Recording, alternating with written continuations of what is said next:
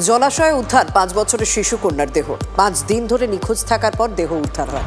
মালদার মোথাবাড়িতে উত্তেজনা। Sniffer dog দিয়ে এলাকায় তন্ন করে তল্লাশি চালিয়ে দেহ উদ্ধার হয়।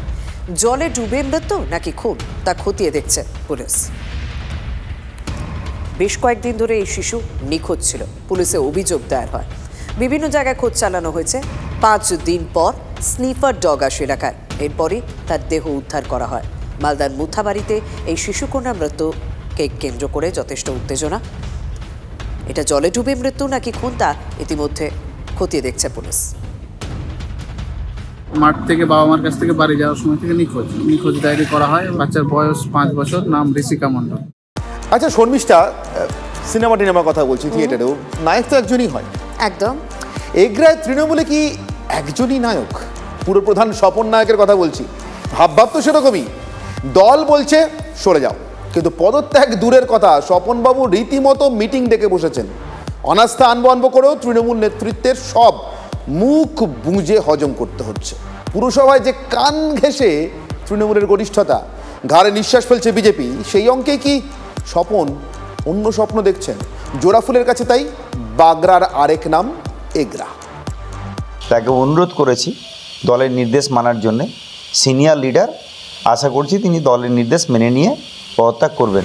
চেয়ারম্যানকে পদ ছাড়তে 2 দিন সময় দিয়েছিল তৃণমূল। তারপর অনেকগুলো 48 ঘন্টা পেরিয়েছে। এগরার পুরো প্রধান স্বপন নায়ক আছেন নিজের মতো।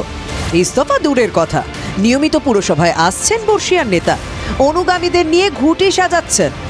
20 নভেম্বর উন্নয়ন বৈঠক ডেকে বুঝিয়ে দিয়েছেন গদি সহজে ছাড়বেন না। এগরা পৌরসভার চেয়ারম্যান কিন্তু এখনও দলের সেই নির্দেশ কার্যত অমান্য করে চেয়ারে রয়েছেন। অবদ্ধ চেয়ারম্যানকে নিয়ে এখন উভয় সংকটে তৃণমূল। তাকে সরাতে অনাস্থা ডাকতে গিয়েও 10 বার ভাবতে হচ্ছে দলকে। তার কারণ এগরায় তৃণমূলে মার্কশিট। 2022-এ পুরো ভোটে এগরার 14টি ওয়ার্ডের মধ্যে তৃণমূল জেতে 7টিতে। বিজেপি পায় 5টি ওয়ার্ড, 1টি করে কংগ্রেস ও নির্দল কাউন্সিলরের সমর্থনে বোর্ড গড়ে তৃণমূল। এগরা পুরসভায় তৃণমূল ক্ষমতায় থাকলেও ঠিক পিছনেই রয়েছে বিজেপি।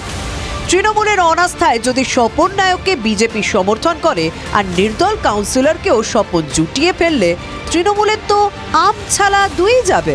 সেটা বুঝে কি গরজালেও বর্ষাতে পারছে না তৃণমূল? দলের অনুগত সৈনিক হলে, দলীয় কর্মী হলে নিশ্চিত উনি পদত্যাগ দিতেন। প্রমাণ করতে চাইছেন যে দলের ঊর্ধ্বে ব্যক্তি।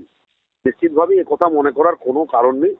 দল উপযুক্ত ব্যবস্থা নিশ্চিতভাবে গ্রহণ করবে। বিজেপি আগামী দিনে বলবে বিজেপি ওই পুরসভা কি করবে। এটা তো বিজেপি কি স্ট্র্যাটেজি নিচ্ছে, বিজেপির ভেতরের কি পরিকল্পনা, সেটা আগামী দিনে মানুষ বুঝবে। তৃণমূলের জেলা নেতাদের কার্যত উপেক্ষা করে স্বপন চ্যালেঞ্জ ছুটছেন। মমতা ব্যানার্জি আমাকে চিঠি লিখে চেয়ারম্যান করেছিল। মমতা ব্যানার্জি যদি লিখে তাহলে করবো, নাহলে করবো। 21-এর বিধানসভা ভোটে এগরায় তৃণমূল জিতলেও 14 ওয়ার্ডের পুরসভায় 1700 ভোটে পিছিয়ে পড়ে। 1 বছর পর পুরো ভোটে অবশ্য তৃণমূল এগরায় জেতে। পুরো এলাকায় তারা লিড পায় 700-র বেশি ভোটে। তবে গত লোকসভা নির্বাচনের নিরিখে এগরা পুরো এলাকায় তৃণমূল 4200 ভোটে পিছিয়ে।